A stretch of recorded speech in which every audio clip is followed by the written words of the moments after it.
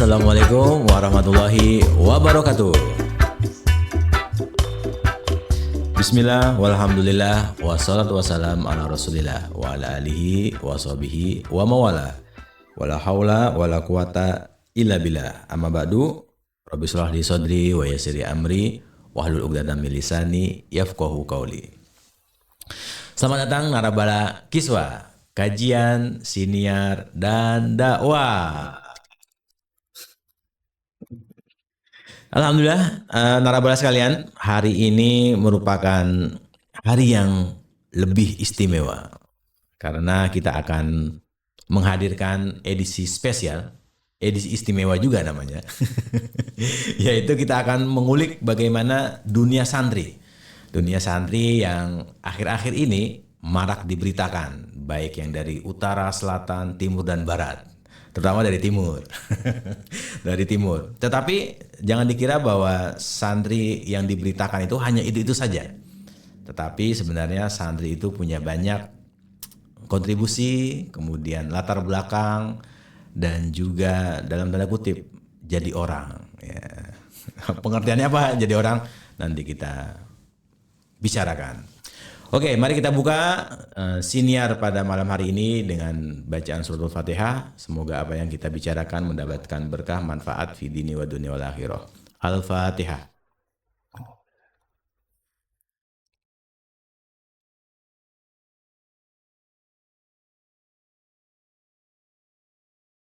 Amin, amin, ya Rabbal Alamin.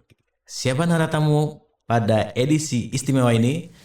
Kita panggilkan Naratata Dani Rahadian.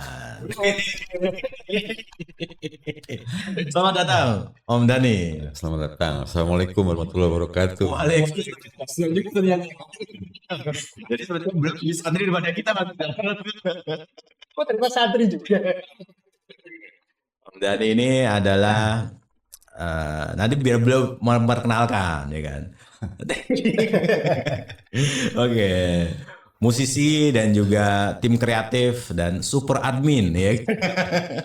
Dan juga nanti ada Mas Rizal dalam perspektif fikih. Tentunya Mas Rizal juga sebagai santri bisa menggali informasi masa lalu ya Mas Rizal. Apakah ada hal-hal yang bisa kita diskusikan? Menggali diri sendiri. Betul sekali. Jadi kita ini sebenarnya semua santri ya? Santri. Joli yang itu ya? Calon santri. Calon santri. Siapa tahu nanti beliau nyantri juga gitu. Atau bikin pesantren? Nah itu. Insya Allah amin. Sebagai mukaddimah mungkin Om Dani bisa memberikan perspektif buat kami-kami yang menjadi santri dan alumni baru gitu kan. Kalau Om Dani kan santri dan alumninya sudah terhitung lah. Sudah sepuh. Mau bilang itu nggak enak gitu. Monggo Om Dani, silakan. Makasih Mas Atung. Mas Rijal juga. Ternyata di depan kamera susah ya. Selalu saya kan ngarahin Mas Rijal gini, Mas Atung begini gitu. Nah, oke langsung aja ke latar belakang saya gitu ya. Iya, iya. Saya langsung pekerjaan aja deh. Betul. Pekerjaan saya utamanya saya jadi naratata di Kiswa.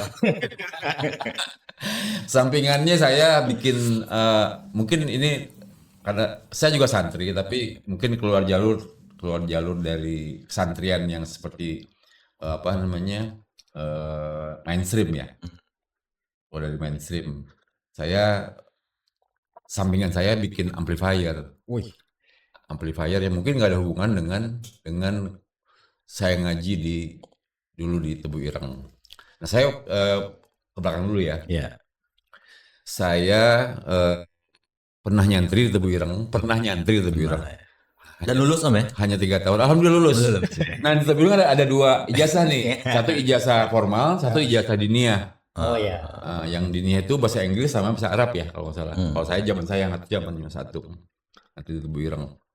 Nah, yang uniknya teman-teman saya kebanyakan mondok itu karena keluarganya santri. Biasanya entah itu bapaknya, entah itu kakeknya, entah itu ibunya, entah itu pokoknya ada hubungan dengan keluarga bahwa pernah nyantri gitu. Ya. Nggak harus Tebu Ireng sih. Ya. Nah, kalau saya benar-benar nggak ada sama sekali nggak ada apa, riwayat gen kesantrian nggak ada. Bahkan setelah saya lulus pesantren itu saya penasaran kan, apa sih dari saya sampai ke kakek saya ada nggak sih yang pernah nyantri? Ternyata nggak ada. Jadi saya yang Perintis. tim rider ya kan, Betul. tim dobrak. Nah, Penemu apa? Dia penemu pesantren. lucunya lagi perjalanannya saya tuh nyantri itu nggak bukan cita-cita saya masuk pesantren, bahwa bahkan saya hindari, maksudnya anak Jakarta gitu kan, terus nyantri gitu. Kalau misalnya saya nyantri berarti saya ada tanda kutip semacam sejarah kelam lah, bahwa saya pernah nyantri gitu kan. Dulu anak Jakarta kan SMP di mana, di ini, SMA di mana, di sini. Nah, yang heran kalau misalnya dia lulusan misalnya Canisius atau Gonzaga, dia putih Muslim ya, mereka bangga gitu loh. Tapi kalau lulusan, saya ada dekat kampung saya dulu di Johor Baru, ada namanya Sanawiyah. Itu kalau saya tanya, udah lulus nih ya, kamu lulus mana? Malu dia bilang Sanawiyah itu. Nah, makanya saya agak khawatir kalau saya masuk pondok, jangan-jangan saya begitu gitu loh. Ditanya Ditanya saya nggak pede gitu kan. Nah gitu. Ada namanya Madrasah Sanawiyah 6 filial Cawang. Filial itu kelas jauh berarti kan ya kalau nggak salah. Jadi cabang. madrasahnya di Cawang, cuman dibikin di Jakarta Pusat. Saya ingat banget. Jadi kalau tanya kakak saya ya cewek tuh lulusan Sanawiyah Jakarta. Jadi kalau saya ditanya lulusan mana SMP-nya? Sanawiyah. Mereka malu tuh biasanya gitu loh. Tapi kalau misalnya lulusan mana? Wah, Fransiskus atau Gonzaga. Mereka bangga sekali gitu loh. Nah, jangan-jangan saya kalau masuk pondok saya punya akan ada sejarah kelam tanda kutip ya gitu loh. Nah, terus dan saya ke pondok itu sebetulnya bukan mau menuntut ilmu sebetulnya. Waduh, berarti menuntut apa nih? Menghindar. kabur dari sesuatu hal. Pokoknya saya waktu itu nggak boleh ada di Jakarta aja. Jadi saya harus ke luar kota. Nah, karena saya awam tentang dunia pesantren, akhirnya cari-carilah. Kan lu belum ada internet kan, belum masif kan. Jadi yang saya tahu tuh pesantren tuh Gontor. Terus mana ya? Daerah Bandung banyak tuh. Saya akhirnya pernah ke daerah ke Bandung, teman saya nggak cocok. Akhirnya ya udah, yang jauh sekalian deh gitu kan. Ke timur berarti. Ke timur. Kemana? Saya dengan apa? Dengan tegas saya bilang Gontor. Gontor. Stop ini imajinasinya. Saya nggak tahu tuh ada pesantren NU lah, pesantren Muhammadiyah lah, pesantren apa, saya nggak ngerti, pokoknya pesantren aja. Pokoknya saya harus cabut dari Jakarta waktu itu. Oke, bapak saya bilang oke, kalau gitu ini kemauan kamu ya. Iya, saya mau keluar kota, kan mau nggak mau, saya bilang itu kemauan saya. Akhirnya berangkatlah naik kereta tuh. Tujuan kalau ke Gontor itu turun Madiun kalau nggak salah. Kalau saya nggak salah gitu ya. Nah, kereta lah waktu itu. Dasar bapak saya sama saya juga agak nggak aware gitu. Naik kereta itu saya ketiduran. bablas bangun-bangun di Kertosono kalau nggak salah. Oke. Kertosono. Setelah Madiun ya? Iya, itu udah lewat tuh Madiun. Jadi yang depan apa? Jombang, saya turun Jombang. Saya turun Jombang pagi-pagi jam 5:30 saya ingat. Itu tanggal 9 Juni 1990. Ingat banget. Mas Izal udah lahir ya? Oh, udah. 90 turun di stasiun Jombang. Saya udah pusing, udah karena kurang tidur kan, begadang di kereta itu kan berasa banget. Terus turun, bapak saya nanya gimana, mau balik lagi ke Madiun atau gimana? Saya udah capek. Saya bilang udahlah, cari pesantren aja di sini, yang paling bagus apa gitu kan.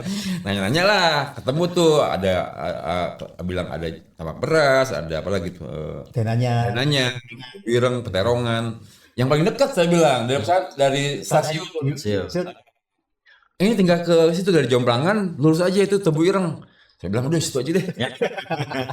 Yang kasih tahu itu siapa? Orang stasiun. Oh, orang stasiunnya. Saya nanya ke apa orang stasiun gitu. Tebu Ireng aja Pak katanya. Cukir. Oh, saya nggak tahu deh, pokoknya saya naik angkot tuh ke sana. turun di Tebuireng. Pas saya lihat, wih, Akam ada bacaan tuh ya? Ya, pahlawan nasional. Pahlawan nasional. Oh ini yang siapa Syahrik. Saya bilang, udah saya masuk. Daftar lah gitu, daftar. Nah biasanya kalau orang daftar itu setelah daftar pulang, cuma daftar pulang kan biasanya. Kalau saya enggak, karena saya nggak boleh di Jakarta, saya Ya. mau nggak mau Stay di sana. langsung stay. Bapak saya pulang dan saya nggak nangis, nggak apa ya, udah dewasa. udah biasa tinggal, udah bisa. Itu mau masuk SMA. Oh ya udah. Tapi di Jakarta saya udah sebenarnya udah STM kelas 1. Pengulang. Drop out. Ya, saya pindah jadi kelas 1 lagi di Jombang. Ya secara garis besar gitulah pokoknya. Mondok tanpa sengaja, tapi berjalannya waktu saya ngerasa saya beruntung ternyata. Saya nggak harus merasa malu saya Insecure gitu ya. Ya maksudnya ngerasa wah kok pesantren tuh kayaknya buangan atau gimana. Ternyata saya kebetulan saya dikasih jalan masuk Tebuireng. Satu, Tebuireng itu pesantren tua. Terus secara reputasi kan sudah bagus lah gitu ya. Saya ngerasa beruntung gitu. Dan saya ngerasa saya nggak harus jadi saya mentah banget waktu itu. Secara religi saya nggak punya background apa-apa. Bapak saya juga nggak ngajarin Ngaji. guru kita gitu kan. Ngaji pun saya kan ngaji pertama kali bisa ngaji itu kan di kampung. Saya belajar di musola gitu. Di Johar Baru. Ya secara garis besar gitulah. Oke. Hasil ngaji. Tapi akhirnya setelah lulus saya merasa oh iya saya berarti beruntung. Jadi salah satu alumnus dari pesantren sangat besar gitu. pengaruh. Iya. Dan fix bahwa Om Dhani ini masuk Tebuireng itu tanpa orang dalam. Tanpa order.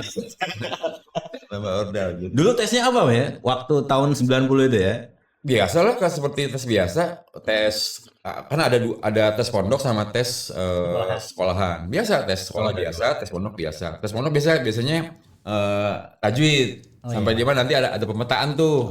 Nanti di kelasnya kelas ini. Kebetulan saya SMP saya pernah ikut silat dulu. Silatnya pengajian. Jadi sedikit banyak ada ngajinya. Itu yang ini. Dan ngaji kitab juga. Kalau misalnya saya masih ingat kitab pertama yang saya baca tuh Bulughul Maram.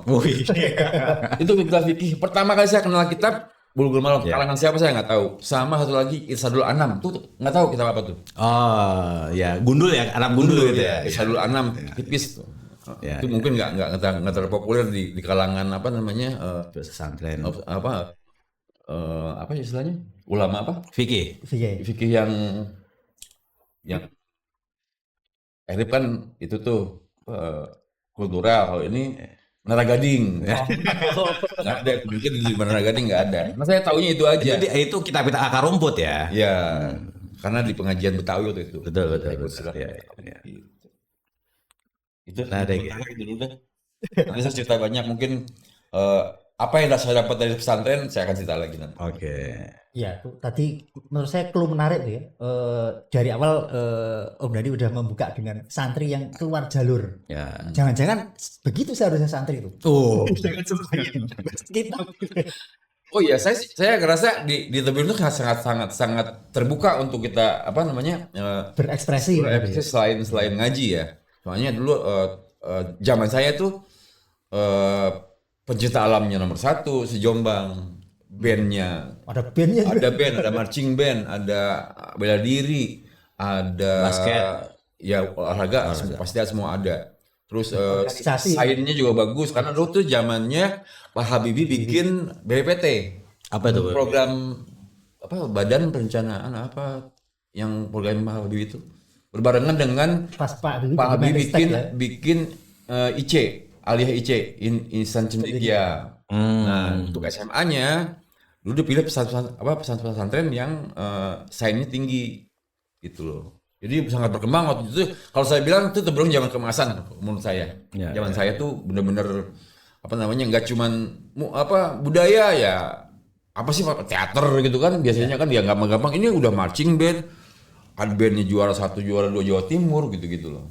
Jadi saya bangga gitu, ngerasa bangga waktu itu. Betul. Jadi kita menemukan kosmopolit di antara pesantren itu ya. Kalau misalnya Om Dhani hanya di Johar Baru, mungkin menjadi ahli silat aja. Sekarang bisa apa aja, karena bergelut dengan orang-orang dari berbagai kultur dan juga bidang itu ya. Mas Rizal, kalau Mas Rizal gimana nih? Kisah nyantrinya gimana? Harus kita ulik juga. Jangan-jangan belum nyasar juga nih kan? Baik teman-teman, Iya. terima kasih. Kalau saya sepertinya kok tidak nyasar. Wah. Jadi memang ya sebagaimana lazimnya madrasah di Jawa Timur gitu ya. Itu bahkan kita lahir brojol itu musola samping rumah itu udah kalau pagi ngaji Nasoihul Ibad, ngaji Fathul Qorib, bahkan dengan maknai ala pesantren gitu ya. Sehingga ketika saya mondok itu juga ya bahkan saya mondok itu sudah alfiyah udah berapa persen gitu. Sudah hafal ya? Iya. Jadi mencari peningkatan diri dari yang sudah pelajarin kan? Iya, jadi peningkatan. Jadi kalau begitu ya agak kurang menarik sebenarnya, linear. Iya. Jadi di rumah kemudian di Tambak Beras itu di Madrasah Mu'alimin ya menekuni apa yang saya tekuni sejak di kampung gitu ya, di Lamongan. Jadi ya linear. Tapi memang saya merasakan di pesantren itu benar-benar ini ya mengasah gitu ya. Karena linear ya harus lebih dalam lagi ya. Jadi saya mengalami bagaimana tradisi Basul Masail. Jadi kalau sekarang ini lagi rame katanya ada tradisi feodal di pesantren gitu ya. Terlepas dari definisi feodal yang seperti apa, tapi saya merasakan di pesantren terutama di Tambak Beras ya, saya rasa cukup egaliter. Saya belum pernah merasakan ada situasi akademis santri dan kiai berdebat luar biasa. Itu saya melihat ya di pesantren gitu ya. Makanya Pak Agus Sunyoto menyebut di antara tradisi pesantren yang benar-benar kultur itu ya agak-agak dalam tanda petik liberal gitu ya. Jadi santri dan kiai memang harus dibedakan ya antara ranah etika dan ranah akademis ya. Ranah etika ya kita akan cium tangan, kita akan takzim ya, itu ranah etika. Tapi ranah akademis itu berdebat luar biasa itu ya. Jadi itu saya alami di Tambak Beras ya, dan itu akan terbukti ketika kalau sistem pengajian yang populer untuk publik itu kan namanya bandongan ya. Jadi kiainya baca, santrinya maknai. Tapi untuk kelas khusus biasanya sorogan. Kirain kiainya baca, santrinya tidur. Itu akan terjadi kalau modelnya bandongan. Oke. Tapi kalau sorogan nggak mungkin begitu ya. Tapi saya setuju yang Mas Rizal bilang bahwa di pesantren itu mengasah dan lain-lain. Betul itu. Cuman kebetulan saya dulu mengasahnya musik gitu ya. Wah, ini Itu salah satunya. Kenapa saya ngerasa beruntung? Saya mondok di pesantren yang egaliter, yang terbuka. Terus itu mungkin warisannya Mbah Wahid ya. Iya. Oh ya. Terbuka ke dunia-dunia yang lain daripada yang biasanya pesantren gitu kan. Terus saya dapat sekolah yang standarnya memang bagus. Kedua, saya dapat guru musik yang betul-betul guru musik gitu loh. Di pesantren. Enggak ada itu yang menurut saya yang paling mahal menurut saya. Saya di Jakarta belum dapat guru yang semusik itu gitu loh. Secara praktek dia memang main musik. Terus secara akademik dia guru musik. Jadi saya benar-benar kaya dapat insight, dapat guru tuh saya benar-benar bukan cuman sepele. Jadi kalau dibilang ngasah, kebetulan saya suka musik. Sebetulnya saya ngasah musik tuh di pesantren. Itu sangat beda dengan yang lain. Tapi saya ngerasa dapat itu gitu loh. Dapatnya kenapa saya dapat guru yang sehebat itu waktu itu gitu loh. Dan guru saya tuh musisi jazz. Pak Albab itu. Jadi sangat ngerti sampai ke blue note gitu-gitu udah paham, bukan cuman do re mi gitu. Berarti beliau kiai di bidang musik. Betul. Itu yang saya beruntung itu. Dan saya menyesal sebetulnya. Kenapa dulu kalau saya dulu pengen cita-cita tuh pengen jadi musisi aja. Musisi yang berguna bagi umat dan bangsa gitu. Coba kalau saya dulu mimpinya dan saya berdoa tiap hari di makom tuh bilang saya pengen jadi musisi terkenal. Musisi terkenal pasti. Jadi Cuma saya pengen jadi musisi aja waktu itu. Pengen jadi bisa musik aja. Nggak pengen jadi musisi terkenal. Nggak pengen jadi band terkenal. Dulu kalau bisa mungkin saya cita-cita itu mungkin saya bisa nyampe mungkin. jadi kalau doa itu harus lengkap gitu ya. Iya. Ini Saya menyesal. Kenapa dulu saya nggak doa pengen jadi teman memang harus begitu. Iya. Jadi mungkin siapa tahu nanti anak-anak dari Om Dhani akan melanjutkan kiprah orang tuanya kan gitu. Musisi juga. Nah, saya juga kan mondok semua. Gitu, Bu. Dan jiwa musiknya juga ada kan ya. Ada yang enggak. So-so lah kalau itu kan. Gitu. Nah, sekarang gantian Mas Atung Ya, saya tuh kan muda lah ya. Muda. Yang perbedaan dengan kita apa tuh? Ada perbedaan enggak gitu. Oh iya nih, 3 generasi nih. Betul enggak? Gitu ya. Iya. Kalau latar belakang, saya kan SD di Jakarta. Tapi saya punya cita-cita itu pengen menjadi pelukis sebenarnya. Oh.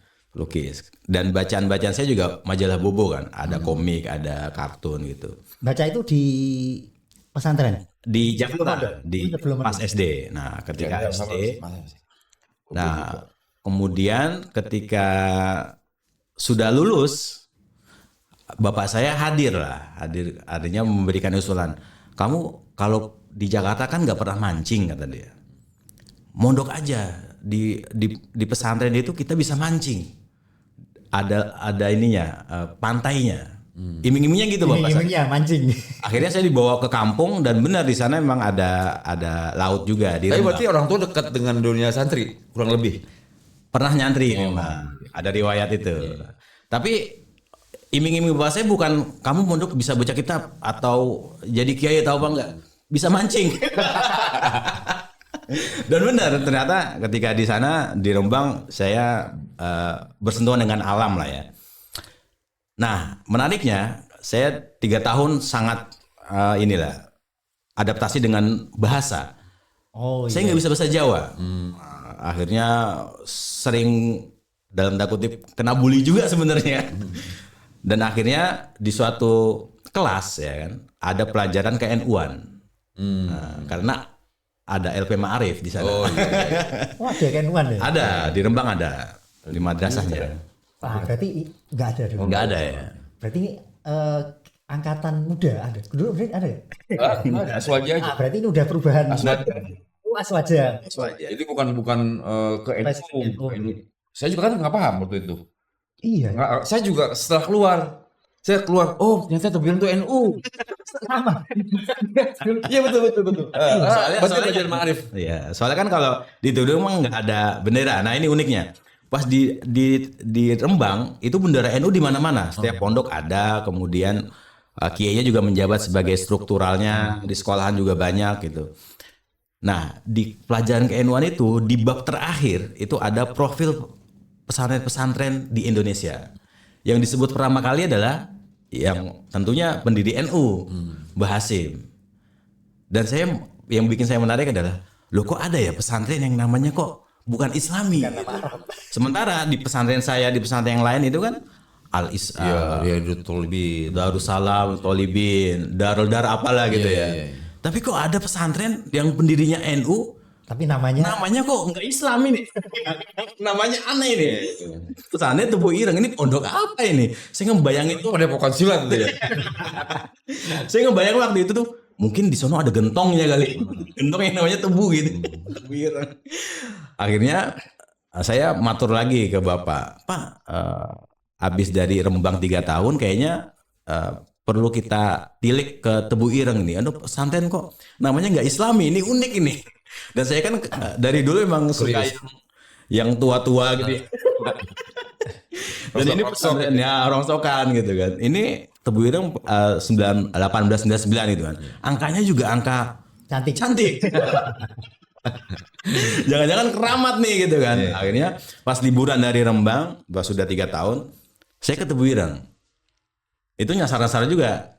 Ada kakak ipar dari Madiun. Masih jauh lagi. Akhirnya saya sempat nyasar ke Tambak Beras. Oh. Tapi karena saya bawa print out, bukan print out dulu ya. Fotokopi dari buku yang KN1 itu, saya bilang ke tukang beca. Pak, ini Tebuireng ya Pak? Oh bukan Mas, ini Tambak Beras. Kalau Tebuireng masih ke sana. Akhirnya saya ke sana sesuai dengan peta. Jauh mah ya.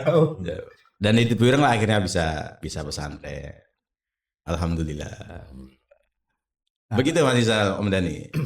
Jadi ini 2 lawan 1 ini. Tebuireng. Nah ini menarik ya buat diulik ya. Kenapa tren pesantren waktu dulu itu adalah nama kampung. Sementara yang sekarang ini pesantren itu lebih kepada nama-nama yang Arabik lah ya. Gimana Mas Rizal? Amatan Mas Rizal ini? Ya ini mungkin yang disebut dengan pesantren sebagai subkultur itu kali ya, barangkali ya. Saya bukan antropolog. Tapi kalau dilihat Tambak Beras sendiri memang kalau dilihat awalnya cikal bakalnya memang ya menyatu dengan kampung gitu ya. Bahkan masjidnya pun masjid Jami kampung gitu. Ya, mungkin nanti sambil ini titik temunya antara Tambak Beras dengan Tebuireng ya. Dan mungkin ada relevansinya dengan Hari Santri. Jadi kalau di Tambak Beras sendiri kan pertama yang jebol itu kan Mbah Abdus Salam. Jebol maksudnya apa ya? Yang buka. Oh, ya, buka. Itu yang kemudian dikenal dengan Mbah Soihah ya. Mbah Soihah itu artinya gertakan yang membuat musuh takut. Jadi memang terkenal karomah ya beliau. Jadi memang Mbah Soihah ini memang dalam diri beliau ada 3 kompetensi ya. Fikihnya mumpuni, torikot tasawufnya juga mumpuni, dan satu lagi ilmu kanuragan. Jadi ada 3 keahlian. Ini nanti kalau ditarik sebenarnya santri itu ya harus menguasai banyak disiplin gitu ya. Nah, Mbah Soihah ini ya dari namanya aja udah jelas ya, semangat kanuragan perjuangannya. Jadi itu petir yang membuat Belanda takut gitu ya. Terbang gitu ya. Kalau terbang enggak. Ya, tapi nggak tahu itu sebutan majas atau bener-bener bisa jadi kan majas ya. Memang beliau berwibawa, kemudian musuh-musuhnya segan. Nah, beliau mendirikan pesantren dikenal dengan Pondok Telu atau Pondok Selawe. Pondok Telu itu artinya 3.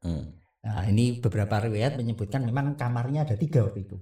Tapi bisa juga dimaknai dengan 3 ilmu, yaitu tadi itu. Nah, beliau punya 2 murid yang top yang kemudian diambil mantu ya. Namanya Said dan Usman ya.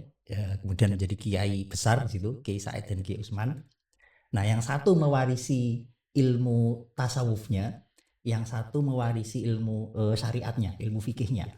Nah, Kiai Said ini kemudian menurunkan Kiai Hasbullah, Kiai Wahab. Nah, ini kemudian dikenal dengan bahwa Hasbullah. Nah, yang Kiai Usman ini yang kemudian punya putri Bunyai Halimah, atau dikenal dengan Nyai Winih. Nah, inilah yang kemudian menurunkan Kiai Asy'ari. Kemudian punya putra Kiai Wahid, Gus Dur. Nah, ini titik. Mbah Hasim dulu. Oh iya, Mbah Hasim dulu. Iya. Kalau bisa Tebuireng. Nah, itu jadi Tebuireng dan Tambak Beras satu nasab. Tapi lebih tua Tambak Beras. Nah, yang satu lagi yang ilmu kanuragan tuh gimana? Kanuragannya iya, kemana nurunnya sih?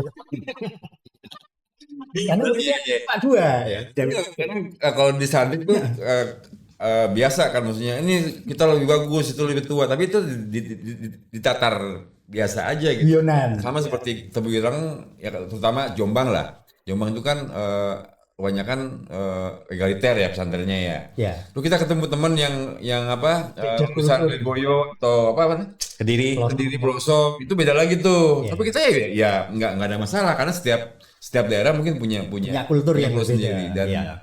dan itu tidak menurunkan grade dari pesantren itu, malah kalau kita ngomong Lirboyo Iya. itu hampir semua Kiai. kiai di situ semua kan. Iya, memang terkenal Iya. alim fikihnya memang. Betul. Nah, ini mungkin yang bisa menjadi catatan juga bahwa bedanya pesantren dengan yang bukan pesantren atau pesantren dengan universitas lah, kampus. Kalau pesantren ketika liburan itu saling ngaji. Iya. Tebu Ireng misalnya ngaji Sahih Bukhari Muslim. Lirboyo pas liburan ngajinya kitab Bidayah. Tapi mungkin buat tiba-tiba Mas Rizal kali ya, buat tiba-tiba saya yang memang meningkatkan ilmu itu kan. Tadi kan Mas Rizal juga bilang udah hafal separuh alfiah, Iya. dia mau meningkatkan lagi. Betul. Iya, itu nggak tahu ya tradisi. Kita juga ada pertukaran musik gitu. Ada kadang-kadang kita ke tukang beras. Ada pensi gitu ya, pentas seni. Tapi yang paling ini ke Tebu Ireng tuh sebenarnya karena saya dapat istri orang Tebu Ireng gitu. Iya. Wah, Gitu. inilah kenapa pesantren spesial.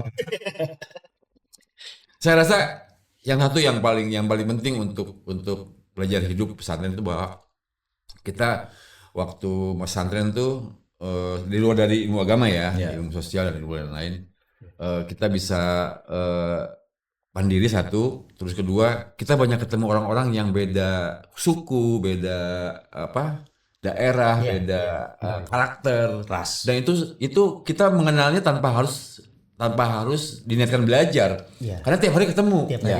Nah, itu ketika implementasinya ketika kita terjun di dunia sosial yang sesungguhnya kita tahu nih orang Madura begini nih, Surabaya begini nih. Itu secara nggak langsung. Dan itu kita nggak perlu effort belajar karena emang tiap hari harus begitu kan. Sudah ketemu tiap hari. Betul. Itu nggak dapat di mana-mana kalau saya bilang. Jadi ketika bicara pluralitas, kemudian pendidikan multikultural, macam-macam lah ya. Di pesantren sebenarnya. Iya. Saya kemarin tuh dengar cerita di MIT itu ya, di Massachusetts itu ya, di MIT itu katanya beberapa orang banyak lah, kita udah pernah gitu. Satu kamar. Betul. Dari bahkan berbagai di Tebu Ireng itu bukan cuma satu agama. Kita tuh hampir ketemu kunjungan-kunjungan dari biksu, dari pendeta, itu hampir tiap hari kita ngopi bareng-bareng. Ya. Bayangin, seindah itu waktu itu. Cuma saya kaget aja pas lulus kuliah. Kenapa? Saya ke Salman, ke ITB. Kok begini ya? Ngaji terus, kok begini? Pasanya gitu loh. Terus nggak boleh ini, nggak boleh itu. Tapi saya paham akhirnya.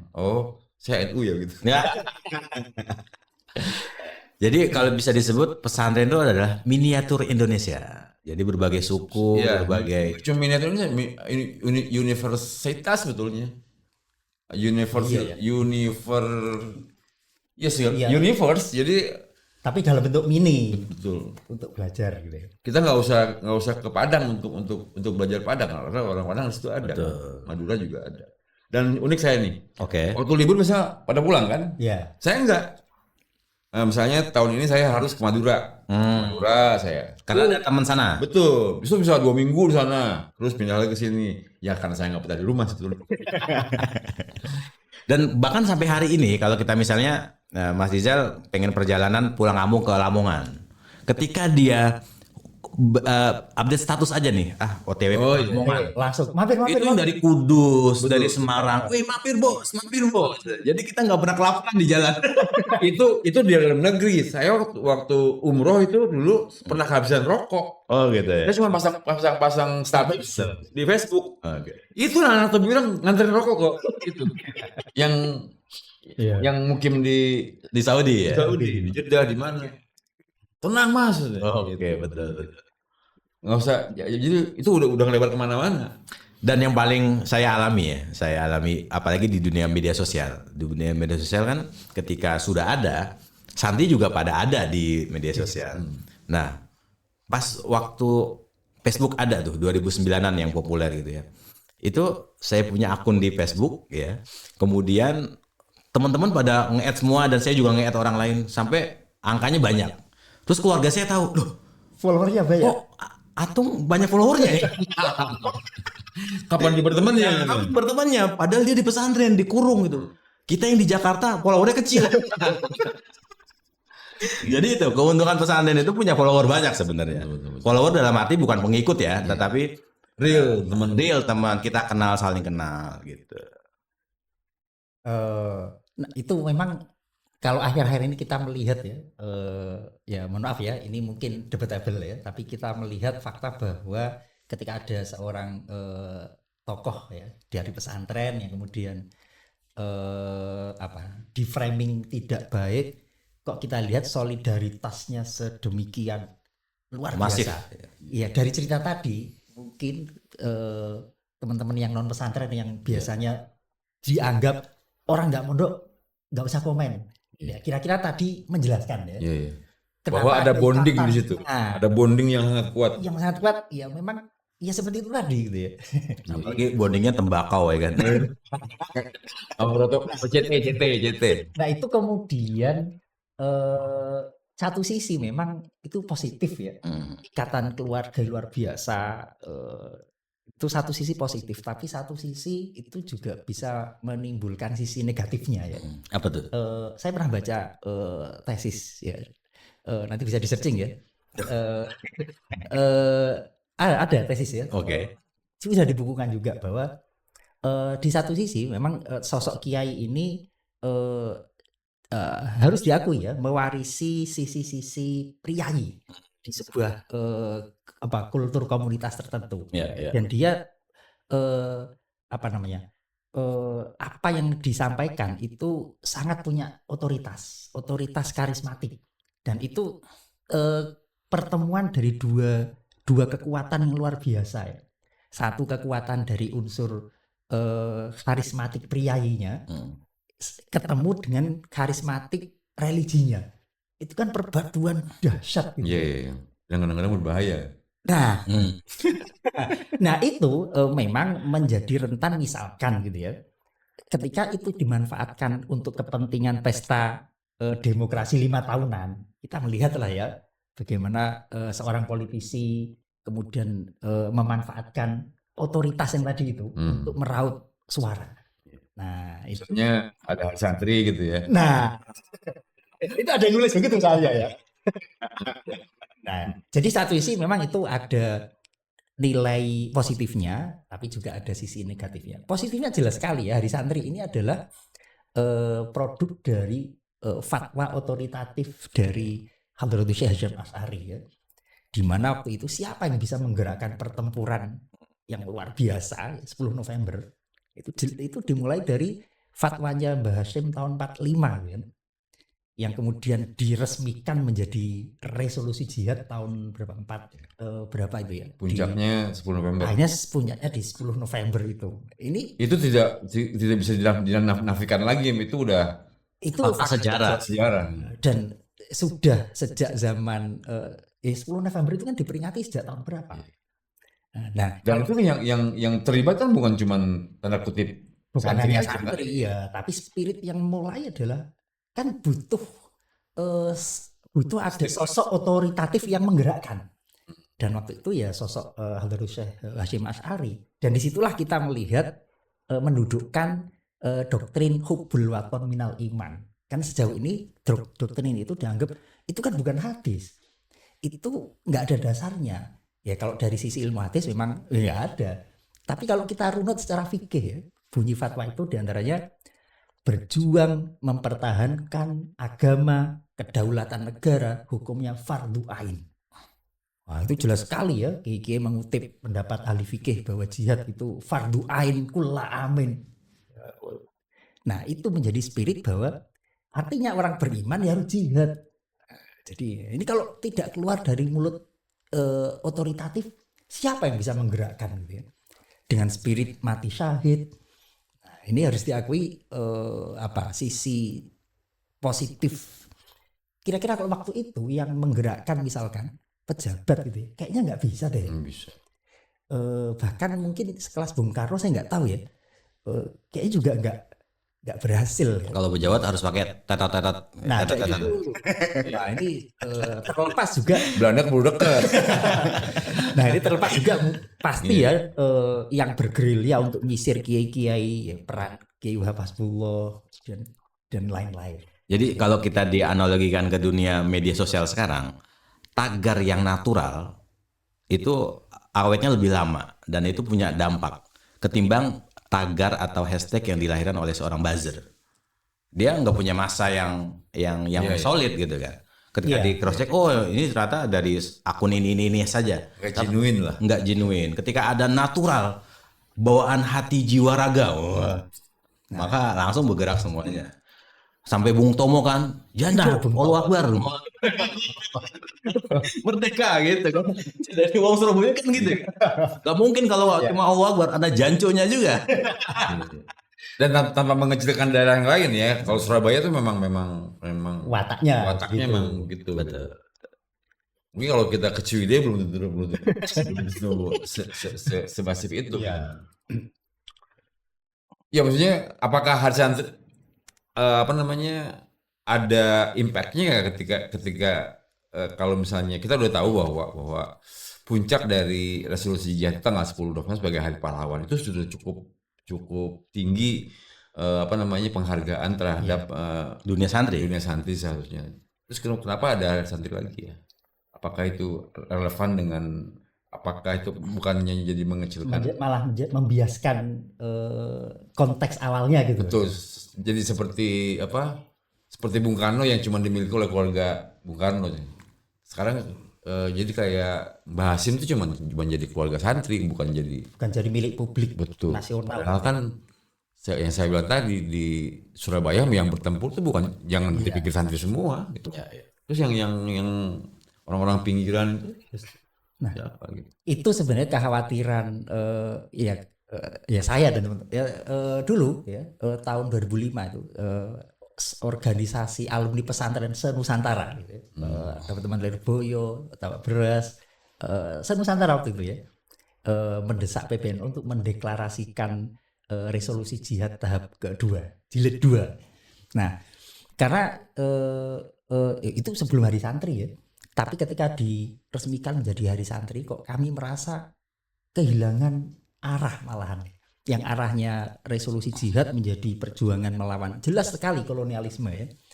Ketika diresmikan menjadi hari santri kok menjadi nostalgia pesantren, jadi menjadi sempit. Sehingga Mbah Hasyim yang harusnya jasanya itu 10 November milik nasional menjadi sempit milik identitas tertentu. Iya. Siapa itu? Tertentu. Iya. Tapi saya gini Mas Ida, saya berpikir agak beda ya. Ketika sesuatu itu sudah ditetapkan, Oh itu nggak bisa. Kita kan udah belajar kaidah itu. Betul. Ketika istilah itu ya kita angkat bareng-bareng. betul. Nah, kayaknya kita perlu memikirkan solusi yang genuine lagi. Bagaimana agar hari santri ini juga bermartabat, bukan hanya dimiliki oleh tadi Mas Ida bilang kalangan tertentu gitu ya. Katakan gini, hari batik mungkin mereka yang bekerja sebagai batikers gitu ya. Mereka juga akan kok kenapa sih kalau kenapa kok diadain hari batik gitu, padahal tetangga saya dia nenun gitu loh, nggak ada hari penenun gitu. Tapi dengan semangat bersama akhirnya hari batik menjadi hari nasional dan itu punya impact bahwa semua kantor itu ada yang mewajibkan pakai batik di hari-hari tertentu, bahkan di hari minimal hari batik. Nah, kayaknya kita perlu merumuskan bagaimana hari santri ini Tetap kembali ke tracknya gitu. bukan hari santri biar lebih masif lagi. Artinya biar peduli ya, biar tidak ada lagi misalnya. Ya, sebenarnya kalau kita ini lebih ke mungkin gimana hari santri ini punya impact yang lebih banyak lagi, maksudnya nggak cuma tentang jargon, tentang ya upacara apa Selebritas saja akhirnya kan. akhirnya kan cuman ini masaku segini nih, masalah segini, jadi cuman gitu-gitu aja jadinya. Dan takutnya dia khawatirkannya kan lu santri gue bukan santri. Ada blok-blokannya ini. Berarti menurut saya ada beberapa hal ya, tapi diantaranya ya mengambil kembali peran Mbah Hasyim dulu. Apa itu Mas? Ya Mbah Hasyim dulu kan menggelorakan resolusi jihad melawan kolonialisme. Berarti ketika sekarang santri mendapat eksklusivitas untuk sudah diperingati secara publik, ya berarti posisi santri sekarang ya kira-kira di posisi Mbah Hasyim dulu lah. Betul. Oh iya. Jihadnya itu. Hanya nasional. Dengan relevansi. Relevansi. Nah, relevansinya seperti apa? Kalau dulu apa namanya? Ini yang sempat kita rumuskan dulu. Jadi pas dia rumus ya. Pengkritik. Penemu rumus dia. Pengkritik. Jadi gini, kalau dulu melawan kolonialisme klasik gitu ya. Berarti kan ada kolonialisme neo. Nah, neonya seperti apa? Ini saya mengutip Bung Karno ya. Dan ini memang dipakai oleh teman-teman dulu ya. Jadi Bung Karno di konferensi Asia Afrika tahun 55 itu, beliau pidatonya populer ya. Let a new Asia and Africa be born. Jadi ketika kolonialisme klasik sudah mulai nggak ada, tapi Bung Karno zauknya luar biasa kuat ya. Jadi beliau menyampaikan ya, I beg of you do not think of colonialism only in the classic form. Anda jangan pikir kolonialisme, penjajahan itu hanya dalam bentuknya yang klasik. Belanda datang ngambil rempah-rempah, jangan pikirkan hanya itu. Itu terjadi 45 ke belakang, 45 ke atas tidak lagi begitu. Tapi kalau kata Bung Karno, colonialism has also its modern dress. Ya, jadi kolonialisme datang dengan bentuk baju yang modern, in the form of economic control. Nah, ini yang relevan. Bagaimana sebuah negara mengontrol ekonomi negara yang lain. Bung Karno menyebut by intellectual control, mengkontrol wacana. Di sini dulu kita menduga wacana tentang gender, tentang Islam progresif, ini pesanan semua. Dugaan ya.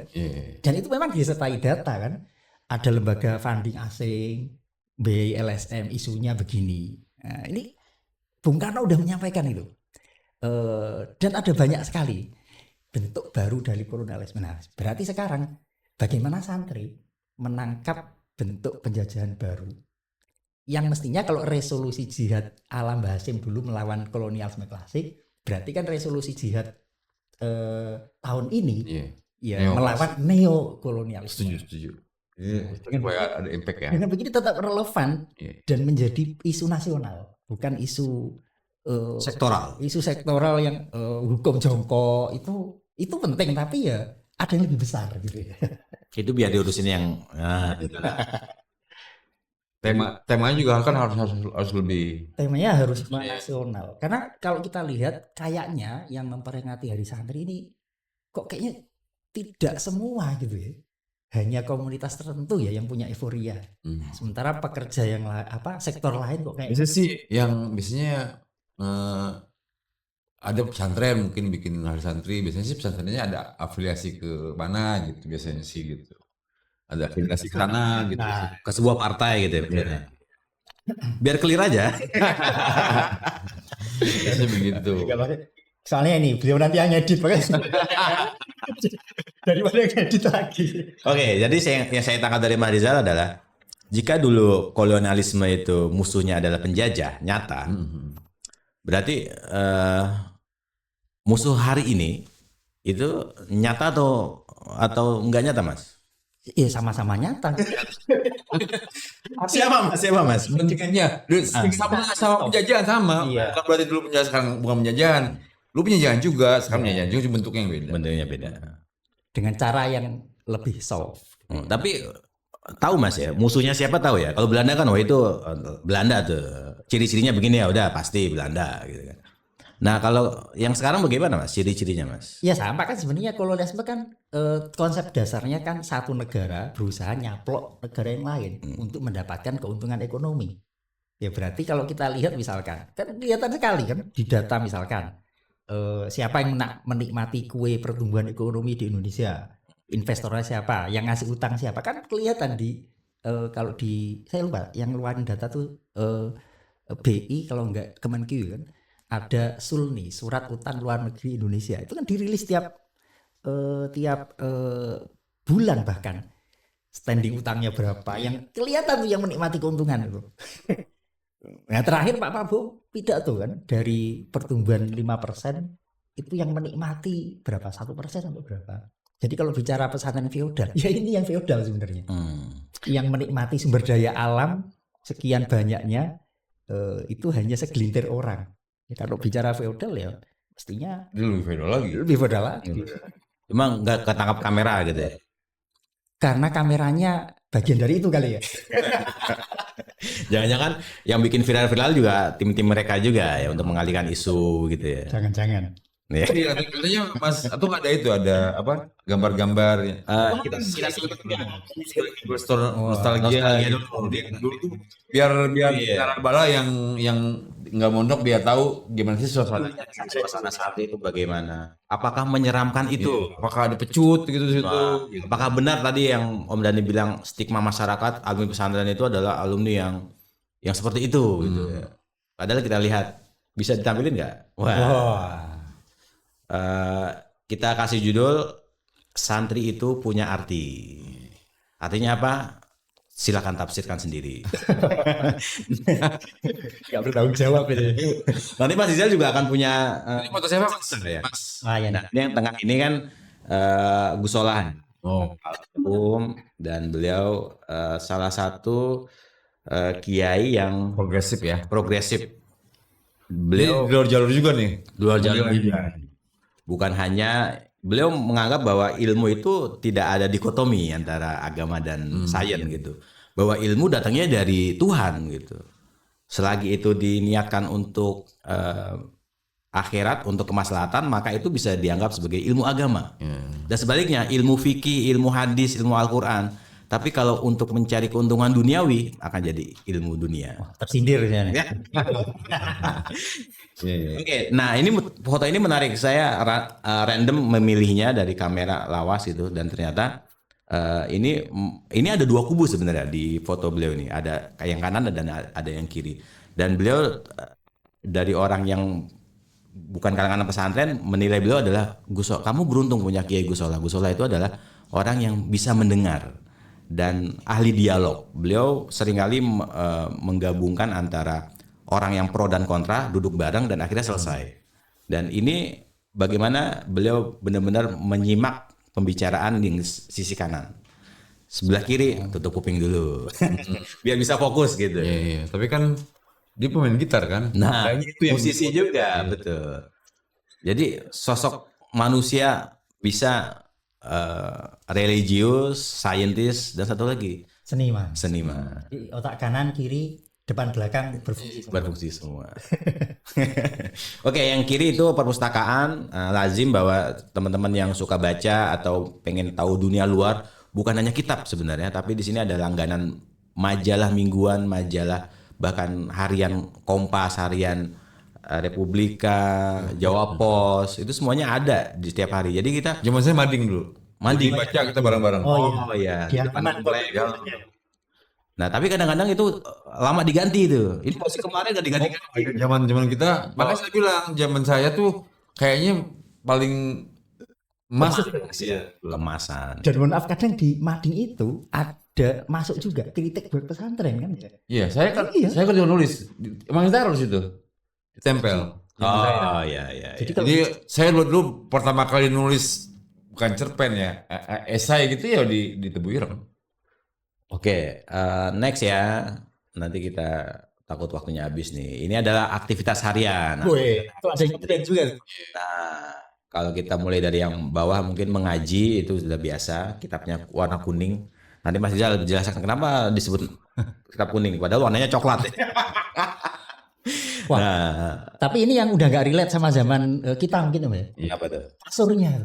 Nah, Zaman saya Dulu pakai sajadah. sajadah, atasnya, bawahnya pakai kotor. Nah, bener. biar empuk ya. Dan itu satu kamar isi 30. Iya. 20-30. Iya, segini isi 30. Nah, ini ada kisahnya. Kenapa di era Gus Solah Iya. di Tebu Ireng itu pakai dipan yang tingkat? Karena Bunyai dulu sering ngontrol juga jalan malam itu. Kok banyak santri tidur di masjid? Bukannya nanti masuk angin, kena nyamuk atau bagaimana dan nggak dibangunin. Ternyata apa? Alasannya adalah soalnya di kamar nggak muat. Duh, di kamar emang berapa? Pada di bawah semuanya, sementara di atas masih kosong. Akhirnya dibikin dipan itu. Begitu juga di era Gus Solah ini, karena beliau arsitek ya, itu banyak santri dulu itu telat sekolah karena mandinya kamar mandi satu buat berbagai komplek. Ya. Nah di era beliau akhirnya kamar mandi masuk di dalam. Tapi saya pikir itu respon juga sih, maksudnya respon terhadap ada bagian-bagian terutama pesantren baru ya, Ya. yang tanda kutip Ya. memanjakan Santri. maksudnya ada orang tua yang nggak tega kalau misalnya akhirnya dijawab oleh Gus Solah, mungkin ini salah satunya ya, supaya lebih relevan dengan kebutuhan. Ya. Keren sih. Ya. Jadi ada keluhan dari wali santri yang akhirnya ditampung dan realisasinya ini. Karena mendengar itu kelebihannya Gus Solah. Betul. Nah, terus kemudian itu ada gambarnya santri lagi Idul Adha, Mas, nyate bareng. Oh. Itu teman-teman Mahat Ali juga ikut nyate. Dan ini aktivitas yang Mas Rizal juga lakukan dulu kayaknya di pondok nih, ngeband. Kalau di pondok belum. Oh, belum. Berani. Oh, kalau Ivan Wirang. Ivan Wirang ada studio band tuh Ivan Wirang. Liahnya juga, wah liahnya lebih gila ngebandnya. Betul. Jadi ada sisi-sisi seni di pesantren itu. Dan juga itu lagi makan bukan berarti pada jongkok semuanya ya. Itu karena buka puasa dan tempat bangku kursinya semuanya dalam satu waktu, akhirnya ada yang di luar juga. Yang di dalam nggak sempat dipoto. Nah ini bahwa kiai itu adalah pengganti orang tua ya. Artinya keluh kesah, spiritnya, dan juga teladan yang paling penting. Nah ini foto tengah ini adalah sempat viral pada waktu Gus itu. Solah ya. Gus Solah melihat ada sampah dan beliau langsung ngambil sendiri dan langsung dibuang ke tempat sampah. Dan uniknya santrinya malah memvideokan. Ya tapi beruntung akhirnya ada foto ini, ada video ini. Artinya beliau menjadi teladan lah. Nah ini saya mengagumi sosok beliau meskipun saya nggak ketemu ya. Dan mungkin Om Dhani punya cerita ini. Ini sosok Gus Isom yang katanya kalau ngaji itu membeludak dan humornya segar. Ini kan Lirboyo. Betul, Samir Boyo. Beliau yang mentahkik karya-karya Mbah Hashim kan? Betul. Irsatus Syari itu ya. Dan ternyata sangat intelek sekali. Sarungan, ngudut juga gitu. Tapi pikirannya sudah Vespaan, kayak Mas Rizal gitu ya. Progresif lah ya. Vespanya saja yang sama. Ya. Tapi pada zaman itu orang kiai bisnis dan lain-lain, bisnis itu loh, apa? Tower. Di Jakarta nih. Di mana-mana. Di mana-mana. Di Indonesia kita nggak tahu. Pas meninggal sedok, baru kita tahu. Segitu progresifnya bisnisnya gitu. Orang belum tahu nih apa sih gitu. Paling kalau kiai Bikin bisa tower gitu. Dan beliau sudah mengawali ya pesantren bisa bersaing dengan dunia yang bukan pesantren gitu ya. Selanjutnya, nah ini yang kita sebut sebagai di pesantren itu plusnya adalah seringkali kedatangan tamu-tamu yang menasional. Bahkan saya misalnya di Jakarta nggak pernah ketemu Ahmad Dhani. Tapi ketika di pesantren, Ahmad Dhani ke pondok bos. Akhirnya bisa ketemu. Artis-artis yang papan atas pada ke pesantren. Zaman saya juga dulu kan ada super band tuh namanya apa? Suami atau lagi Kata Takwa. Wah itu band mungkin dalam ini cuma sekali dalam apa dalam apa sejarah bangsa gitu. Itu band besar banget, terus konser di mana-mana. Ketika mau konser Surabaya ke Makom dulu. Hampir. Iya, kita nggak usah cari-cari, mereka datang. Itu hebatnya. Dan itu atau ya tambah beras, kalau tuh beras datang. Tambah beras juga iya. Cuma mungkin Mas Rizal belum menemu fotonya aja. Nah artinya gini, ini melatih mental sebenarnya. Betul. Ketika santri yang mungkin ngaji sarungnya kelipet nggak dicuci gitu, tapi ternyata dia dibiasakan oleh kiainya ketemu orang-orang luar, ketemu dengan orang-orang nasional sehingga mental itu terbangun. Itu biasa, biasa. Karena itu yang akhirnya kalau Mas Rizal bilang mungkin santri banyak yang jadi orang gitu. Karena sebelum keluar dia sudah jadi orang juga. Jadi orang. Oke. Nah ini ada foto yang menarik adalah Gus Solah juga seringkali kedatangan tamu-tamu yang non Muslim. non-muslim, Jawa saya juga sama. non-muslim dan berbagai mancanegara juga. Dan uniknya adalah beliau tidak mewajibkan si tamu itu untuk berpakaian muslim. Iya. Sementara adalah di beberapa lembaga yang Wajib berpakaian. ini kan cara bagaimana kita menghormati tamu ya, Iya. dan tidak ada paksaan. Wah, dalam agama juga kan tidak ada paksaan gitu. Apalagi dalam berbusana kan gitu. Terserah gitu kan. Ya semasa itu masih Sopan ya. Kecuali kalau emang di luar batas ya pelanggaran. Nah ini saya pengen nanya ke Mas Iza. Nah salah satu kelebihan Santi juga kita punya akses kepada ilmu pengetahuan dengan sumber primer ya. Minimal bisa bahasa Arab. Kemudian yang lebih plus lagi adalah ketika kita punya hubungan emosional dengan Gusnya, dengan Kiainya, bahkan lemari Kiainya itu silakan buka aja apa aja. Nah ini pengalaman saya diizinkan untuk membuka warisannya Kiai Abdul Karim Hashim melalui Gus Cecep ya almarhum. Beliau malam-malam bilang ini ada kitab ayah, coba baca aja. Oh akhirnya baca dan saya pinjam dan boleh saya scan akhirnya. Nah ini yang sebelah kanan Mas Izal ini ilmu tentang falak Mas Izal sudah pernah tahu belum ya? Nah ini kita bahas, ini menarik Mas.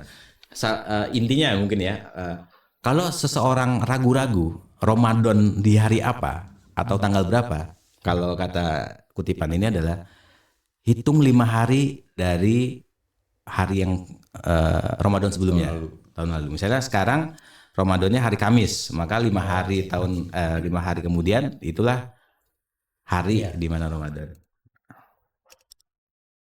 Nah ini sebenarnya saya malu untuk menyajikan ini, tapi karena keterpaksaan itu. Keterpaksaan buat konten. Kata Mas Uhud, biar ijazahnya asli gitu. Ini menarik juga bahwa Gus Solah itu bisa membaca karakter orang ya. Nah saya bilang bahwa dulu pertama kali Gus Solah di Tebuireng, saya masih kelas 1 Alia. Dan itu pergantian antara Kiai Yusuf Hasim, saya mengalami beberapa bulan. Nah, salah satu kejujuran Gus Solah adalah di Tebuireng itu kan kalau ajan itu bebas Mas, ajan 5 waktu ya. Lagunya maksudnya. Yang ajan, yang ajan bebas. Siapa aja. Enggak ketika ada di dijual. bel, Iya. gitu pada rebutan. Nah, suatu ketika di asar itu nggak ada yang ajan, di belnya dipencet oleh tamirnya nggak mau ajan. Akhirnya saya azan. Habis azan selesai, mundur sholat 2 rakaat gitu. Ternyata samping saya Gus Solah. Baru jadi pengasuh beliau. Langsung beliau tanya, kamu kelas berapa? Kelas 1 Aliyah Kiai. Kok kecil amat? Oh sekarang udah gede ya? Udah jadi ke samping tapi. Kecil juga. Gede ke samping tapi. Lebar. Nah kalau saya misalnya menganggap itu adalah sebuah bulian ya, saya akan merasa terbuli gitu ya. Tapi bagi saya itu kejujuran bahwa Gus Solah jujur apa adanya, direct lah, yang dilihat A gitu. Tapi di sisi lain saya melihat bahwa ternyata sosok Kiai itu juga komunikatif dengan santrinya. Akhirnya dari dialog itu akhirnya saya bilang ke teman, Gus Solah ternyata nyapa santri juga loh. Gimana kalau kita sowan aja? Akhirnya saya berdua sama teman saya sowan ke beliau.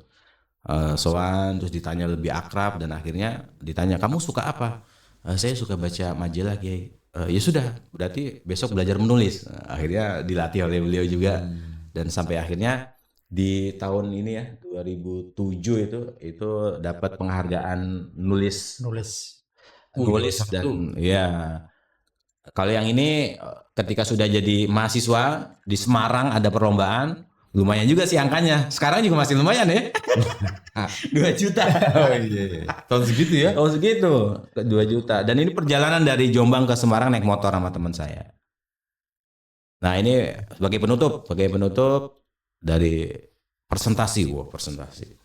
Salah satu yang saya catat dari Gus Solah ini pada tanggal 20 November 2012. Kita lakukan hal yang positif, yang terpenting dan belum banyak dilakukan oleh orang lain. Matur suwun. Terakhir Mas Izal. Nah ini. Wah ini Itu tampak menara masjid Tambak Beras ya. Kalau tadi cerita tentang Tebu Ireng, sekarang kita geser ke kalau di Jombang tuh arahnya di utara. Utara. Nah, itu ada menara masjid yang di dalamnya ada tulisan Hak Rok Takmim. Ini mungkin bagi sebagian santri yang suka klenik, yang suka apa? Wah, ini hizib apa ini ya? Nah, ini ternyata erat kaitannya dengan semangat nasionalisme sebenarnya. Jadi itu dulu ditulis. Jadi ketika Kiai Hasbullah itu abahnya Kiai Wahab. Jadi beliau nulis di kertas yang berbunyi Hurrun Tamun, yang artinya adalah kemerdekaan yang sempurna. Dan itu beliau berpesan ini jangan dibuka kecuali nanti saya sudah wafat. Ya, dalam rangka menghormati itu, jadi kertas itu nggak pernah dibuka. Dan ketika membangun masjid 1948 kalau nggak salah selesai masjid, itu baru dibuka.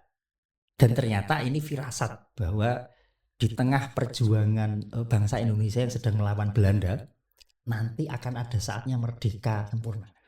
Dan memang betul. Sekarang jadi benar.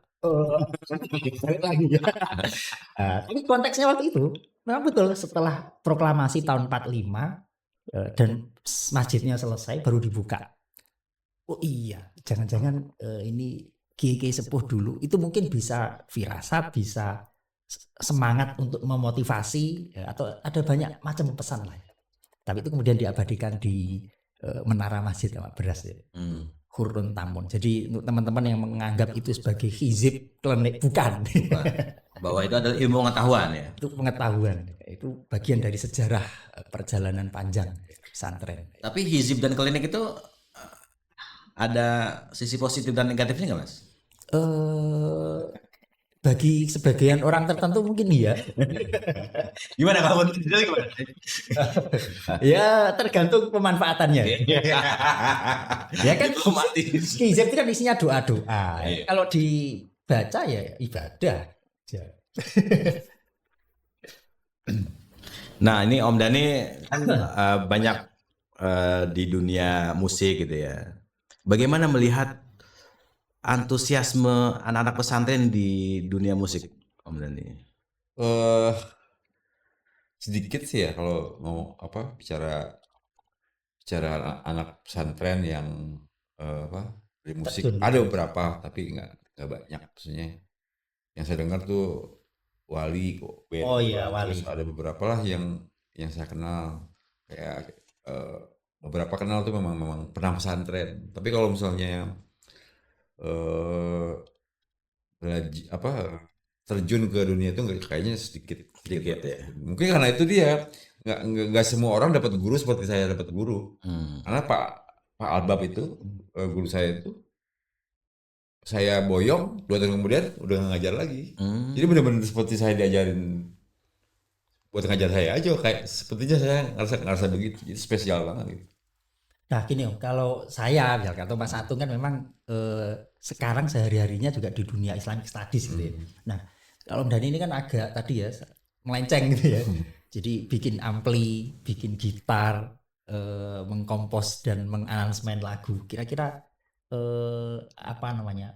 nilai pesantren apa? Atau mungkin ada visi dan tanggung jawab dari pesantren apa yang harus di Om Dhani realisasikan melalui gitar, ampli, musik gitu? Ketinggian saya belum saya belum pernah berpikir menyandingkan itu dengan bahwa saya pernah pesantren.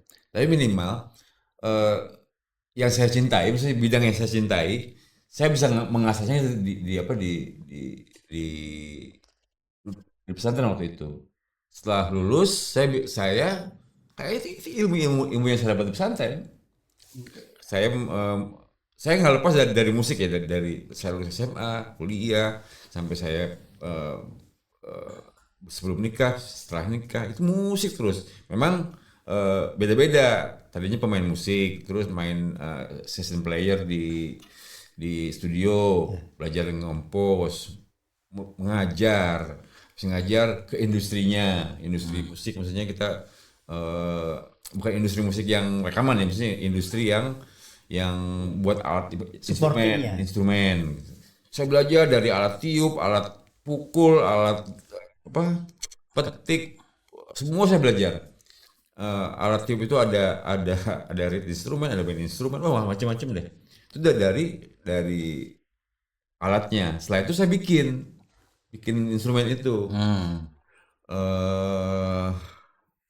Gitar dan amplifier. Itu yang mengantarkan saya bisa pameran di Amerika. di luar negeri. Itu kan seperti kalau orang bilang itu umrohnya orang musik lah. Kalau belum kesana tuh belum Sah ya. Dan itu mimpi saya memang waktu itu, saya pengen bikin alat musik yang Indonesia tapi yang tinggi kualitasnya. Alhamdulillah itu kesampaian. Kelas internasional. Betul. Dan mimpi saya terakhir tuh bukan mimpi terakhir, itu mimpi yang saya belum, yang waktu itu saya belum dapatkan tuh, saya pengen punya label kan, industri musik tapi industri rekaman. Alhamdulillah saya udah pernah produce albumnya Pujana kan. Oh iya. Saya udah pernah produksi. Ya alhamdulillah secara kalau ngomongin musik sebenarnya saya udah cukup paripurna, karena saya udah ngerasain jadi pemain band, terus main di kafe pernah, main di kampus, bahkan di kampus saya band utama dulu kan. Band yang dibiayai kampus tuh cuma Gunadarma waktu itu. Jadi saya digaji sama kampus untuk ngeband. Udah pernah tuh ya, terus main di kafe pernah, main malam pulang malam gitu di kafe, di pub dan lain-lain. Saya pindah ke session player mulai ngompos lagu, pindah ke industri yang instrumen, terus sampai sekarang. Dan ya yang terakhir saya cuma yang saya ngerasa bisa memberikan sesuatu ke Tebu Ireng ya itu dia saya bisa bikin lagu itu walaupun nggak sengaja ya. Saya diminta bikin himne, bikin itu buat Tebu Ireng. Yang katanya sih bagus katanya. Ya hidup saya memang di musik, udah nggak lepas dari musik. Nah ini itu keunikan santri gitu ya. Jadi nggak harus ngaji kitab. Jadi nggak harus jadi kiai ansih gitu ya. Kiai dalam arti ini ya, ngaji kitab. Kan kita udah ini ya, kita mempopulerkan mengkampanyekan. Namanya kiai itu ya semua keahlian. Beliau kiai di bidang musik. Iya. Nah kira-kira impian atau capaian apa lagi yang Om Dhani harapkan, terutama di dunia pesantren gitu tentang musik? Ya seharusnya seperti dulu juga kan Mbah Wahid juga kan mungkin nggak berpikir bahwa kenapa harus kita belajar bahasa lain, kenapa, mungkin itu agak di luar yang biasa, nggak mainstream lah gitu. Tiba-tiba, nah kita nggak tahu. Akhirnya kan memang dunia harus terbuka kan, segala sesuatu. Dan kita harus melek. Saya tuh paling ngerasa malu kalau misalnya pengetahuan musiknya santri itu kurang gitu loh. Jadi misalnya itu Mars harus santri, padahal bukan Mars, itu lagu theme song. Kenapa jadi Mars kayak gitu-gitulah. Kenapa itu harus disebut Mars gitu, padahal bukan Mars. Terus kenapa himne pada itu sebenarnya bukan himne tapi lagu yang dibikin seperti himne gitu-gitu. Ada saya beberapa kali, karena saya paham di audio, saya pernah dulu bikin workshop untuk masjid di Indonesia, khusus untuk sistem masjid. Itu hampir setahun saya keliling. Karena ironiknya saya pernah jadi tim ahli untuk akustik gereja seluruh Indonesia. Saya keliling dari Aceh sampai ke Papua. Saya ngasih pelatihan untuk teknisi gereja. Dan saya kalau misalnya habis masang nih, kan saya ikut tes dong, baktian dong. Yes. Saya doakan Bapak Dhani gitu-gitu. Didoain saja. Saya pikir udah jalan 3 tahun. Saya bilang, kenapa kok saya sudah pesantren tapi malah ke sini. Ya saya pernah punya program dulu, saya dapat sponsor. Saya bikin penyuluhan ke itu. Dan sampai sekarang saya masih kalau teman-teman yang masjidnya sound system yang benar, biasanya saya ini baru sekarang ya. Iya. Saya nggak tahu. Jadi teman-teman kalau misalnya ada yang masjidnya perlu dibenerin sound system supaya nyaman gitu, supaya saya kasih ini, saya masih dengan teman saya. Jadi teman saya bagian kamar mandi dan wudu, air lah pokoknya, MCK-nya, saya biasanya sound systemnya. Saya ada Jadi Bukan yayasan ya, cuman ngumpulin teman-teman gitu, perkumpulan. Jadi masjid sana tuh kurang ini. Saya bisa kirim gitu. jadi nggak ada lagi ya adzan subuh grok gitu. Betul. Karena kenyamanan itu ya kadang-kadang di kita ini masih yang penting bunyi kan, padahal itu sangat penting. Jadi saya pengen mungkin tahun depan saya akan mulai percontohan di Seblak dengan Gus Iim, karena beliau yang punya ketertarikan dengan audio.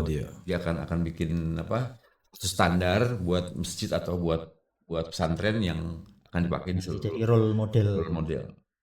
Jadi mungkin itu aja ya, mungkin bukan ke musik atau bukan ke bukan ke musik, tapi lebih ke penataan audio supaya lebih enak buat ngaji, buat speech, buat apa. Doain aja saya bisa terus konsisten dengan program yang tadi dan dengan yang Gus Iip saya bisa jalan. Anak kisah ditinggal dong ini. itu ada. Ya itu yang kalau tadi ngomong itu saya ngomong kok kayak saya belum apa-apa baru beberapa masjid baru udah ngomongin gitu, tapi ya itu ya semangat pesantren yang sekarang yang bisa saya kasih ke itu ya seperti itu. Bukan saya ngasih ya, tapi saya mengkoordinir aja. Saya kenal beberapa distributor speaker, distributor itu saya bisa minta ke mereka gitu. Menarik. Dan memang di pesantren itu apalagi sound system atau berkaitan dengan audio itu menjadi musuh utama itu.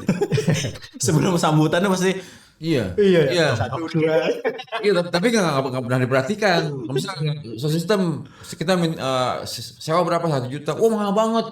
Padahal itu kita perlu yang bagus kan. Tapi kalau udah jelek, salahin Komplain. Kita penghargaannya ke itu nggak ada. Gitu. Nah itu yang saya mau bikin dengan Gus Iim, saya mau buat semacam panduan untuk ya mungkin terima kasih itu mungkin saya nggak tahu, yang penting saya ngasih kontribusi yang nggak seberapa lah. Kalau nggak salah saya pernah dengar cerita bahwa Om Dhani pernah punya pengalaman yang sangat musik spiritual. Jadi di Mekah itu, di Masjidil Haram itu audionya itu bisa sama di beberapa titik gitu ya. Nah itu apa yang menyebabkan itu, Om? Sistem. Iya. Dan itu saya lupa speakernya katanya. Buatan Jerman aja. Jadi di semua titik suara segitu. Nah, maksudnya itu kan perlu keilmuan kan. Maksudnya nggak bisa. Kenapa orang senang di Mekah, senang ibadah sana? Ya kan emang enak. Nyaman, tata udaranya enak, tata suaranya enak. Coba kalau kita ke mana gitu, kalau speaker kegedean, jauh nggak kedengeran. Itu kan masalah kan? Benar nggak sih, masalah nggak sih? Nah saya terapkan di beberapa masjid-masjid kampung-kampung yang kekurangan perlu audio, bisa saya kirim tuh. Sekaligus saya pasang, maksudnya segini cukup, segini jangan saya kunci itu biasanya, karena semua nggak usah gede-gede juga, yang penting nyampe gitu loh ke kuping gitu. Ya belum banyak sih, paling baru 50-100 lah yang pernah saya ituin. Teman saya pegang MCK-nya, saya pegang sistemnya. Ya jauh-jauh sampai ke pelosok-pelosok. Tapi ini mestinya ini nggak ada kayaknya orang kepikiran ya. Enggak, Berangkat haji paling orang ya itu udah wajar lah ya. Doa kita dipikir, tapi itu kenapa nggak ada mikir ini soundnya gimana ya, ngaturnya ya, manajemen pengaturannya gimana ya. Itu namanya speaker manajemen sistem, itu ada itunya. Bayangkan kalau itu dikelola ala model ala kadarnya, udah kabelnya kemana-mana. Iya, kalau ngomongin wah di Mekah tuh begini ya memang semuanya ada ilmunya. Akustiknya ada, ilmu akustiknya ada, ilmu tata udaranya benar, kan harus begitu. Bukan adanya begitu enak aja, nggak, kita mesti buat kan gitu. Bukan cuma karena faktor ini Mekah terus kemudian semuanya dapat keistimewaan dari Allah gitu ya. Ada proses ilmiahnya. Kan coba kalau ke Mekah, di sini sama, sana sama, di luar sama, dapat segitu. Itu kan DB-nya. Hitungan DB segini sekian. Mau jauh dekat segitu dapatnya. Nggak pernah kita kekencangan tuh nggak ada. Makanya nikmat. Nah masalahnya penghargaan buat Sound engineer. Inner, buat orang, buat yang sound. Ah udah yang penting bunyi. Tapi kalau jelek, pada marah tuh Kiai. Di Bisa gitu. Dan nggak pernah disebutkan siapa di balik sound system ini. Nah itu yang saya mau bikin sama Gus Iim tuh itunya, maksudnya Menarik.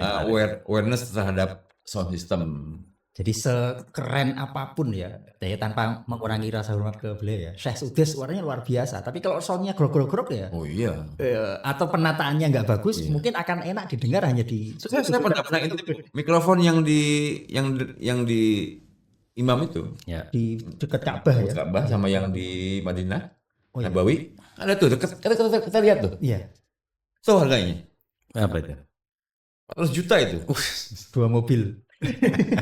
Jadi nggak jadi enak itu ya ada harganya gitu, ada prosesnya. prosesnya dan kenapa kita beli yang itu karena secara akustik Kebutuhannya itu. kebutuhannya itu. Kalau orang Jawa bilang mungkin ini Mas ya. Ono rupo, ono rego. Ono rego, ono rupo. Tapi kalau nggak ada kita nggak punya ilmunya juga kan, Nah. beli mahal juga kan percuma kan. Oh ini bagus mahal tapi nggak sesuai dengan akustiknya buat apa? Sebentar, yang di Masjidil Haram itu menariknya itu dari Jerman ya. Jerman. Kalau Saya lupa. dibilang agak klasik atau terlalu membeda-bedakan, sebenarnya soundnya sound kafir gitu ya. Iya di mana-mana sound kafir di mana-mana gitu. Nah artinya Saudi pun tidak berusaha untuk membuat pabrik sound ala dia ya. Dia Ya speaker kan sejarahnya panjang, sama seperti sejarah TV, sejarah lampu kan sama. Nggak usah speakernya, lampunya bukan buatan Saudi kok. Harus duit saya banyak. Yang tinggal- penting teknologinya. Nah, makanya tadi tantangannya apa namanya tadi Mas Rijal yang kita kembali ke resolusi jihad yang baru neoklasik itu, ya kita mesti itu yang tantangannya berarti teknologi. bukan lagi merek atau lagi pada itu tidak substansial sebenarnya. Minimal gimana kita memanfaatkan sesuatu yang ada sesuai dengan kebutuhannya. Punya uang banyak terus beli barang yang mahal tapi cara penggunaannya ilmunya nggak punya. Jadinya bos ya. Kalau begitu lah, kalau begitu. Ya buat apa kan? Iya. Waduh, udah sejam lebih. Seru. Mas Ud ada pertanyaan Mas Ud? Wah, kita tanya dia. Ya, saya sekalian bilang deh kalau memang apa, saya udah terlanjur bicara tadi yang saya ada program Pelatihan. renovasi sound system untuk masjid baru atau lama. Standarisasi gitu lah ya. Standarisasi. Ya sesuaikan misalnya masjidnya sekian ini berarti saya harus kirim speaker sekian. Luarnya berapa? Saya ukur tuh sampai saya ukur. Soalnya di sana cukup segini. Saya kunci. Terus yang di bawah yang bisa di setel buat kalau ada juz taklim berarti speaker ini yang nyala. Kalau untuk yang sholat yang ini nyala. Bila perlu setiap mau adzan ada cek sound dulu ya. Ya sebaiknya. Ya itu yang karena itu yang saya bisa itu ya itu yang saya bisa lakukan. Ini memang hal yang underrated ya, tapi penting sebenarnya kan. Ya tapi kalau teman-teman narapala yang mau ikutan boleh gitu. Oh. Jadi inian ya, apa namanya? Ya bisa juga menginformasikan ke saya bahwa ada masjid ini yang gini ya. Support. Bahkan saya pernah pengalaman nih. Masjid yang dimusuhin orang. Masjid yang Saya dilaporkan jadi saya kayak polisi gitu loh.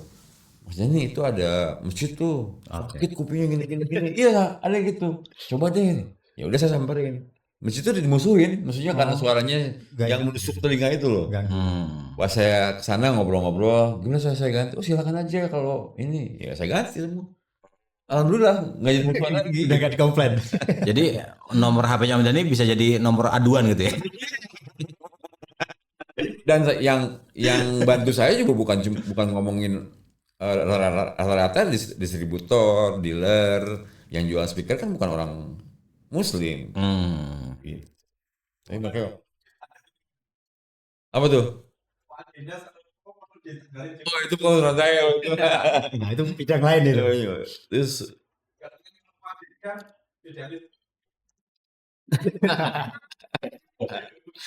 Iya. Apalagi kalau kiainya yang agak rewel juga. Tolong ekonya Mas Eko.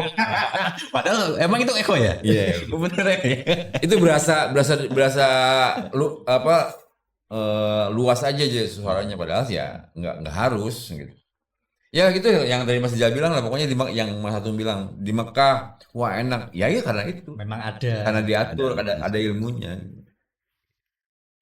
Bukan hanya karena bahwa itu ada peninggalan Nabi gitu ya, Iya. tapi orang-orang sana sudah punya pandangan open minded itu, bahwa ilmu yang dari luar juga harus kita masukkan di dalam agar semuanya berasa gitu ya. Iya.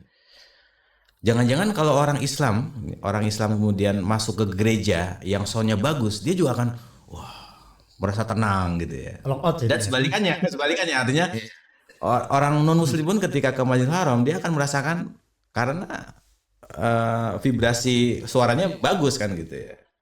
Jadi berdakwah dengan suara ini sangat perlu sekali Mas Iza. Pakat sekali itu. Iya. betul. Makanya kita podcast nih caranya gimana orang dengar lebih enak. Saya concern banget kan itu. Iya. Sampai nggak bisa tidur buat itu. Mata-mata itu. Wah, jam setengah ini. Ada tambahan Mas Iza? Mungkin ini agak kembali ke pesantren. Pesantren mana nih? Iya, ke tema. Ini naik Boleh. ke depan barangkali ya, generasi sesudah kita. Saya tuh kadang mikir gini ya, orang-orang pesantren yang sudah kita anggap sebagai topnya, itu kok jarang yang memondokkan anaknya. Nggak tahu ini harus kita jawab sekarang atau renungan ya. Ini kita lihat, mohon maaf, kelas Gus Dur, kayaknya anaknya nggak ada yang mondok ya. Cak Nur, bahkan Prof. Quraisy Shihab, kayaknya iya nggak ada anaknya ya. Cak Nun. Nah ini nggak tahu ini fenomena. Kadang saya pengen tahu ya, kok apakah mereka pengen ya mungkin sebagian orang melihat ya membebaskan kepilihan anak. Tapi kalau saya kok kayaknya ya kok melepas pesantren kok berat gitu ya. Tapi kita lihat top leader lah ya yang suri tauladannya banyak yang anaknya tidak di pesantren. Nah ini nggak tahu ini fenomena apa itu ya, atau ada sesuatu gitu ya. Kita mau wawancara kok beliau-beliaunya sudah tidak ada. Sekali ya yang masih bisa ya. Iya. Itu nggak tahu ini mungkin PR kita itu. iya. Kenapa ya? Dan masih banyak sebenarnya ya contoh yang begitu. Kenapa Mas Hato? Anak saya belum besar. Om Dhani ada tanggapan? Ada respon? Buat saya sih, terutama kan kita bikin acara ini sebagai apa, memeriahkan, memeriahkan hari santri ini. Hari santri banyak orang kita manfaatkan dengan sebaik-baiknya. Jadi saya lebih pesan ke teman-teman semua, kalau ada anak, bawa pesantren tuh tanda kutip tidak seperti yang yang sedang ramai di medsos gitu. Catatan dari saya kalau mau pesantren itu memang jangan kayak saya. Maksudnya saya kenapa sih dari awal nyasar itu karena saya nggak tahu. Untung saya dapatnya yang benar gitu. Nah, artinya kalau kita mau pesantren anak itu ya harus tahu minimal pesantren itu udah beberapa tahun sih umurnya gitu. Itu yang paling penting kan. Oh iya. Siapa kiainya dan lain-lain. Itu aja. Terus jangan malu karena pesantren membanggakan menurut saya gitu. Dan sekali lagi di pesantren bukan hanya belajar agama aja tapi apapun bisa gitu. Ya. Dan bisa berhasil. Ini penutup nih udah ya. Tergantung ini. Ya, naracana. Oke. Terima kasih semuanya. Mas Rijal, nanti masih ada pertanyaan ya sisa? Tapi abis ini saya mikir lagi nih. Saya kayaknya pas hari santri aja. Iya. Berarti nanti nunggu edisi spesial lagi. Tapi ini, nah sebenarnya saya punya pertanyaan nih. Tadi Mas Rijal pertanyaan umum ya. Mungkin banyak juga, jangankan saya, teman-teman juga banyak yang bertanya, ini sebenarnya soal pesantren ini apa? Artinya, maksudnya, tujuan, visi dan misinya. Oh iya. Itu siapa yang mau menjawab itu? Monggo. Mas Rizal lah. Mas Rizal. Karena yang punya soul. Wus, Pak Lurah ya, Pak Lurah. Jabat teras. kita sendiri nggak tahu ini. Ya kita berusaha ini Oh, dari Adaptasi. ininya kan kata soul itu dari mana? Siapa yang ngasih? Jadi soul itu karena waktu itu kita ngobrol-ngobrol ya. Iya. Jadi kita bicara Islam deh yang ada soulnya, ya bukan sekedar kulit. Makanya awalnya kan logonya kopi yang ada asapnya. Jadi Jadi balik jadi Allah ya. nah Iya ya. Jadi, Nggak sengaja. nah ternyata begitu. Itu yang ngasih Pak Lukman. Dan kita boleh ngopi tapi asapnya ngepul menuju Allah. Kalau nggak ada asapnya kita bantu asapnya. Biar lebih banyak atau bantu ya. Jadi namanya pesantren. Tapi kan kopinya nggak ada jelinya ya. Jadi kalau nggak ngepul ya pakai sedotan naiknya. Oke, jadi soal pesantren itu adalah bagaimana merasakan pesantren bukan hanya kulitnya, Ya, tapi dalamannya gitu ya. dalamannya. Insya Allah begitu. Amin. Menarik. Jadi makanya kita membuat edisi istimewa ini karena memang soal pesantren ini ruhnya juga ruh pesantren, ruh santri gitu kan. Jangan dikira bahwa santri itu hanya yang berpeci-peci saja. Soalnya koruptor berpeci juga ada. Jadi jangan melihat orang atau stigma santri itu yang seperti itu gitu ya. Atau sebaliknya. Jadi santri itu lebih kepada menjiwai rasa. Dan tadi kita lihat dan dengar dari cerita Om Dhani, ilmu itu ya bukan hanya yang tertulis dan ansih teks Arabik gitu ya. Tapi dari dunia musik, audio itu orang yang umroh, orang yang pergi ke tanah suci itu bisa merasakan Tuhan itu ada gitu. Bahwa itu akan merindukan ya. Seandainya Arab Saudi tidak memakai ilmu son, mungkin yang balik ke sana ya orang-orang sana aja. Asal kenceng aja gitu. Tawa yang banyak gitu. Ternyata nggak ada bedanya musola samping rumah. Terima kasih. Bos, cukup ya?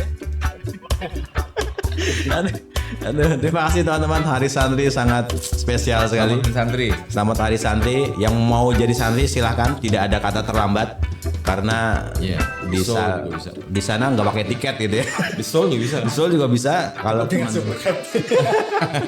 nanti kita akan istimewa lagi di hari-hari tertentu.